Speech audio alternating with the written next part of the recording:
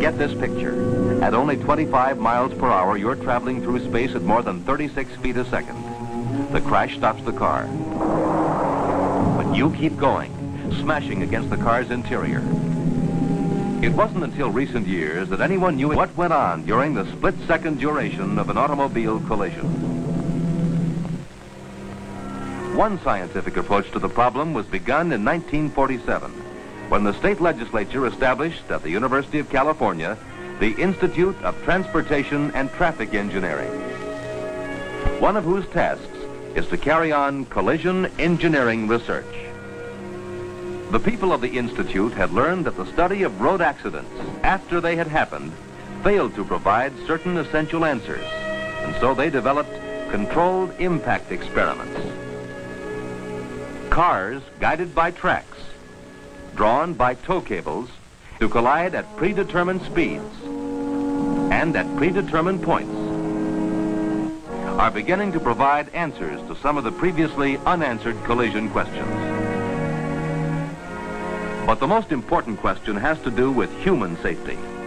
In a collision, what happens to the occupants of the car? When the experiments were begun, this in itself posed a serious problem. Who would the occupants be? Here they are, Anthropometric dummies. They're more practical than real people for this job because we can insert instruments in their heads, chests, hips, and thighs to learn exactly what stresses, strains, and forces they will face in the secondary collision, the collision inside the car, where dummies are damaged and human motorists injured or killed. The only effective means of ensuring that the motorist's forward motion is retarded is the safety seatbelt or shoulder harness. Everyone will agree that good brakes are a necessity for any car. Safety seatbelts and shoulder harnesses are really brakes for the riders. But motorists who are otherwise careful often neglect something important: the children. To find out what happens to unrestrained children during collisions, lifelike dolls, just about the size and weight of 3-year-olds, are included as passengers. Other dolls, simulating babies, will also ride during various phases of the tests.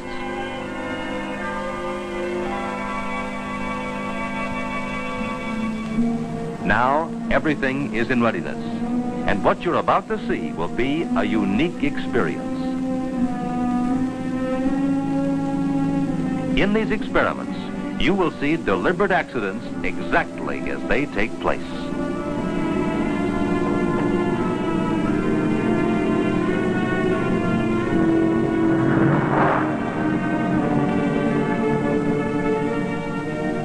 "20 miles an hour is considered a very moderate speed. But here's what happens when two cars meet at 20 miles an hour.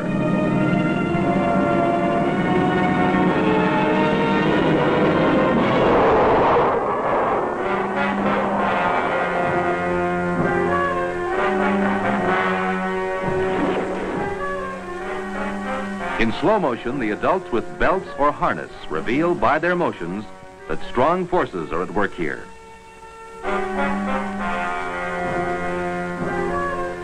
While the child with no restraint is thrown forward by the impact and may be very seriously injured.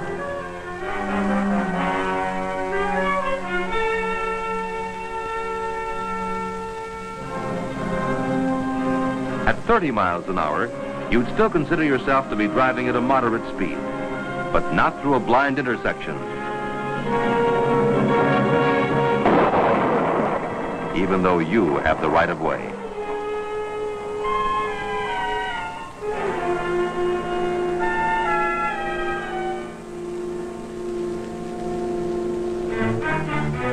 In slow motion photography, the impact situation seems to last minutes instead of a second or less.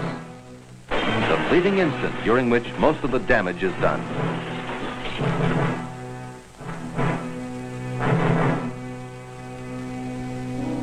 In all of the low-speed crashes, the babies would have been injured to some extent, and in some instances, injuries would probably have been critical. The unrestrained child's injuries, in the words of the technical report, were indicated as being critical to fatal. For the little girls, it could have been the prelude to long weeks in the hospital, or perhaps their last ride forever. We've been talking about accidents occurring at what we might consider moderate speeds. In today's driving, even 40 miles an hour may seem moderate, but a speed of 40 miles per hour through street intersections indicates a reckless disregard for safety and human life.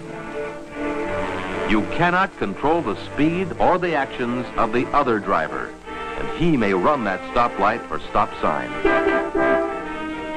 At 40 miles per hour, you're traveling at 59 feet a second, and if suddenly you have only the stationary windshield or some other part of the car's interior to stop you, the inside collision could easily be disastrous.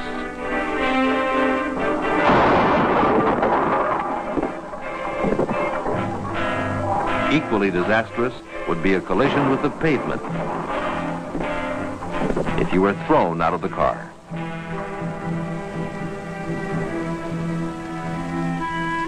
In the 40 miles per hour experiment, no seatbelts were used. And this shows what happens when your car is stopped by a collision and you keep going.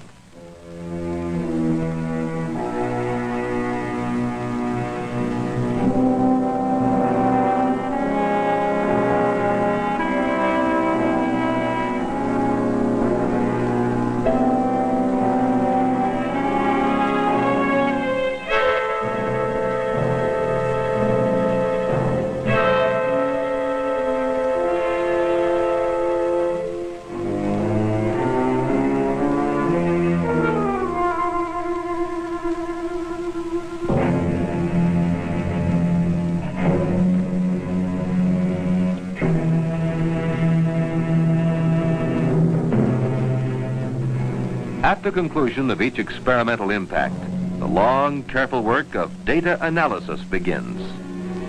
A medical doctor makes an anatomical diagnosis of the damage to each dummy for its suggested relation to human injury pattern. He translates scientific data.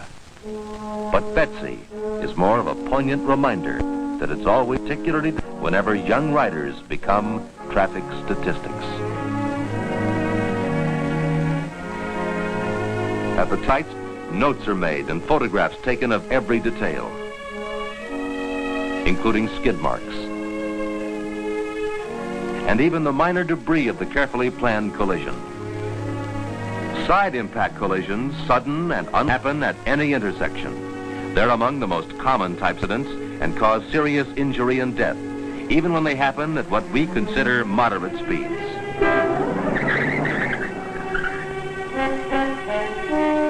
Most of us live in areas where there are corners and cross streets, and the largest percentage of all automobile accidents happen within 10 miles of home. It's the same route we travel every day, to work, to school, to market. Sometimes we cover the ground several times a day.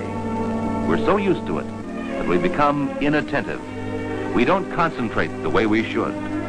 And even though we never go over 25 miles an hour, we're in particular danger at the urban end of each block. It doesn't pay to take him for granted. Of the side impact experiments that the one fact and injury, if we do become involved in a collision, is the safety belt. You could wear this precautionary device in all your driving for years and never need it. Then, in one split second, it could save your life or prevent horrible injury or disfigurement.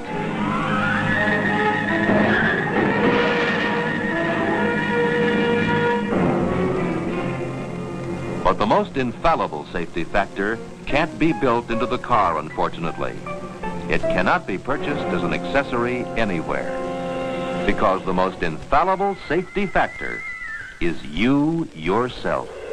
When you devote all of your attention to being a really skilled and careful driver on the streets and at the intersections around home, or out on the open highway or the superhighway. Whenever your car is in motion and control of the driving situation is in your hands.